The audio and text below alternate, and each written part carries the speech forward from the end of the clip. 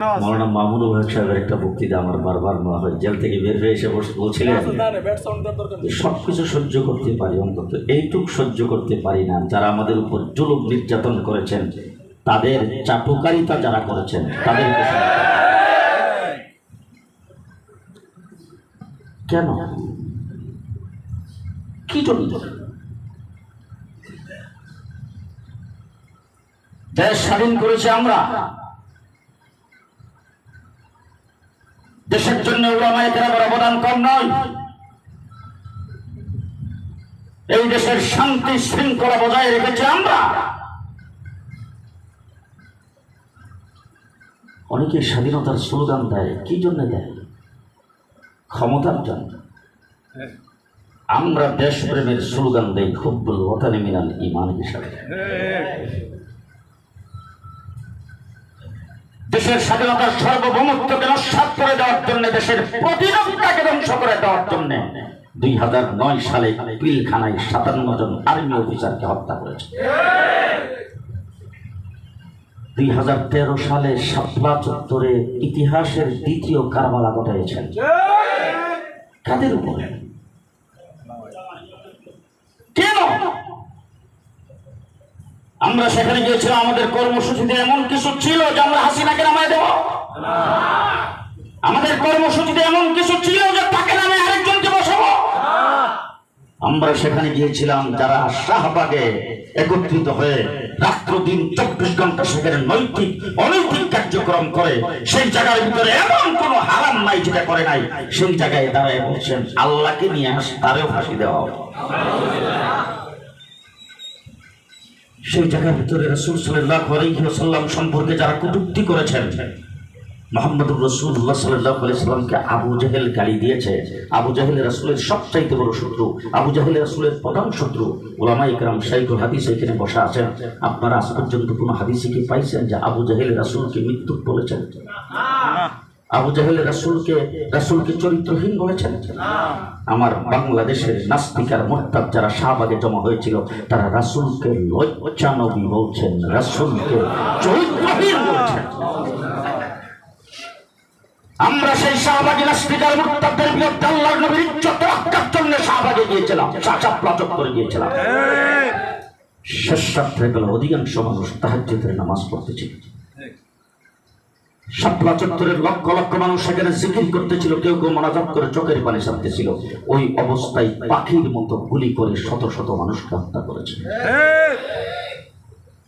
মুহাম্মদুর রাসূলুল্লাহ সাল্লাল্লাহু আলাইহি ওয়াসাল্লাম সুলহ হুদাইবিয়া 6ষ্ঠ হিজরিতে রাসূল উমরাও করতে পারেন নাই।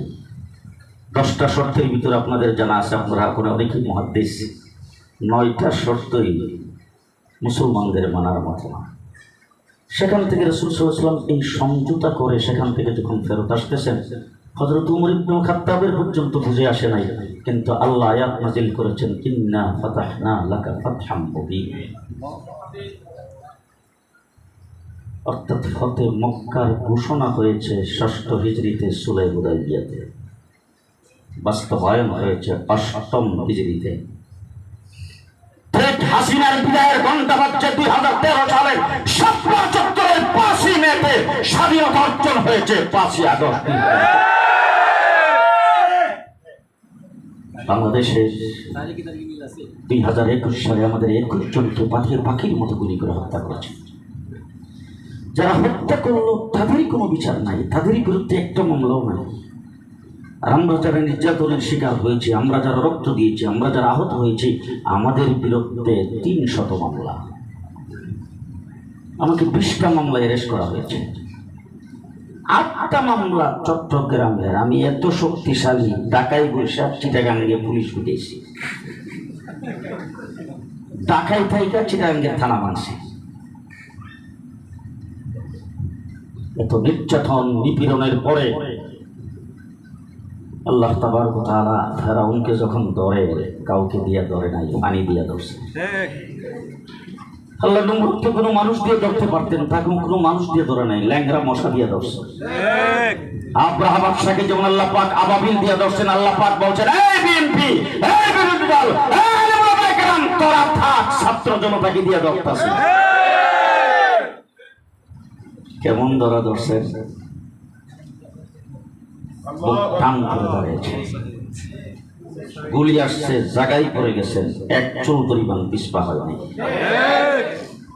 শেখ হাসিনা যখন তিন বাহিনীর প্রধানকে আর পুলিশ বাহিনীর প্রধানকে ধমক দিয়ে বলছেন, আমি তোমাদেরকে এরকম ওহদা দিয়েছি, এরকম পদ দিয়েছি, এরকম ভাবে প্রতিষ্ঠিত করেছি, তোমাদেরকে এরকম সুযোগ সুবিধা দিয়েছি, এখন তোমরা ঠেকাও। তখন ওই বাহিনীর প্রধানরা বলছে, ম্যাডাম, সীসাডালা প্রাচীরের মতো যে সামনের দিকে আসতে থাকবে, গুলি জিডার গায়ে লাগে হিডা পড়বে, পাশের জিডা সিডা সামনে যাবে, পেছনে যাবে। শেষ কথা আপনাদেরকে যেটা বলতে চাই, হেফাজত ইসলাম বাংলাদেশ একটি রক্ত মাখা সংগঠন। হেফাজত ইসলামের ইতিহাস ছাত্র চত্বরের রক্তের ইতিহাস।